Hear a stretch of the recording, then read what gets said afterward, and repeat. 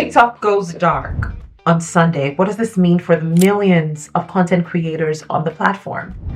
Now, the Chinese-owned TikTok is owned by a company called ByteDance, and over the last couple of months, the U.S. government has been very, very clear on its stance of TikTok being owned by a Chinese company because it believes that they are using TikTok to get information from their users about the US and about the people on the platform as well. Now, TikTok has over 170 million users who are based in the US as well. As a matter of fact, the United States of America has the second highest number of users of the platform, the first being Indonesia. Now, on Friday, the Supreme Court upheld a ruling which basically bans TikTok from the United States of America. Now, there's only one way out of this situation. That is if TikTok, that is ByteDance, decides to divest, which means decides to sell. If they decide to sell the platform, that would mean that somebody else in the United States of America becomes the owner of TikTok. No longer would ByteDance own the platform, and of course, the Chinese government would not have access to the information that it already has. But what is the bigger issue here? The users, the fact that there's 170 million people on the platform who are about to be out of their millions of followers, possibly. I mean, out of that 170 million, you could say a good 85% of those people either make a livelihood from TikTok or have grown such a fond use of the platform. This will mean that a lot of content creators would have to move to a new platform, and one of those platforms being touted now is called Rednote. It's a Chinese-owned platform. I believe that this is supposed to mock the US government to say, okay, maybe you ban everybody, or you ban everybody now. You know, they're moving on to Rednote as an alternative to TikTok, but honestly, this is the most scary thing that could happen. There's so many content creators like Addison Rae, Charlie D'Amelio, Cabby Lane, who have built such a followership from using TikTok. These people being one of the most followed people on the platform. So what happens to them? What happens to the millions of followers? What happens to all the people whose primary job is TikTok? That is what the US government has not responded to.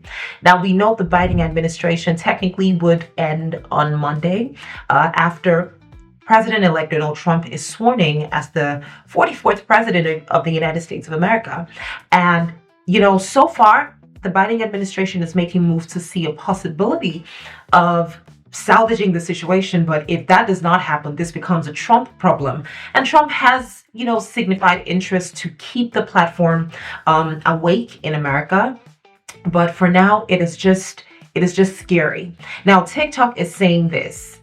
The app goes dark on Sunday. They cannot promise that, you know, the app will still be, you will still be able to use the app unless platforms like Apple with the App Store can assure them that they will not, you know, get into any trouble, that they can protect them if they leave the app on the App Store for people in the US. And they also cannot confirm that you will still be able to use the app. But based on the fact that it's banned, I doubt that anyone will be able to use the app post Sunday.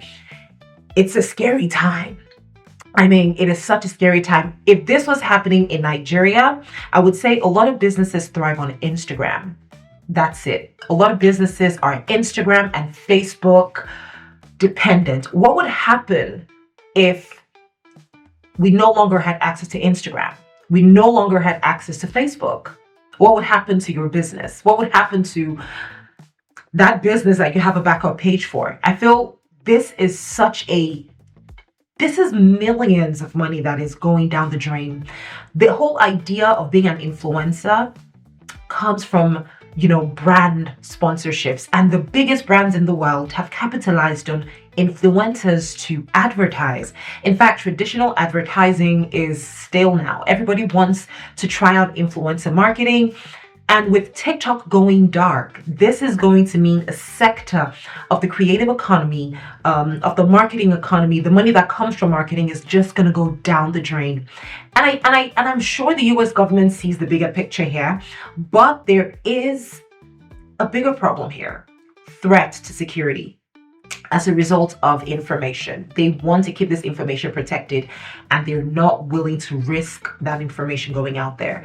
It's scary. I think for me, this is just like a wake-up call to just be aware of how flimsy these platforms are.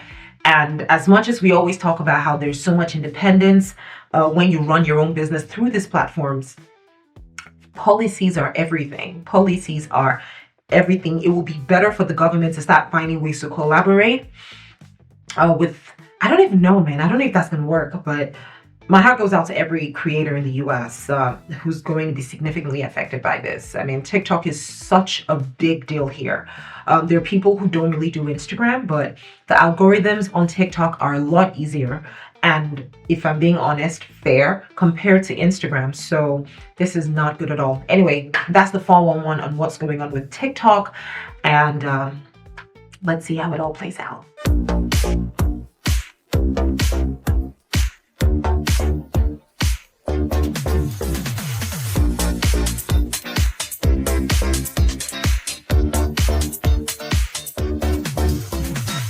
Hi, I'm Kachi Ophia, and you are welcome to the community.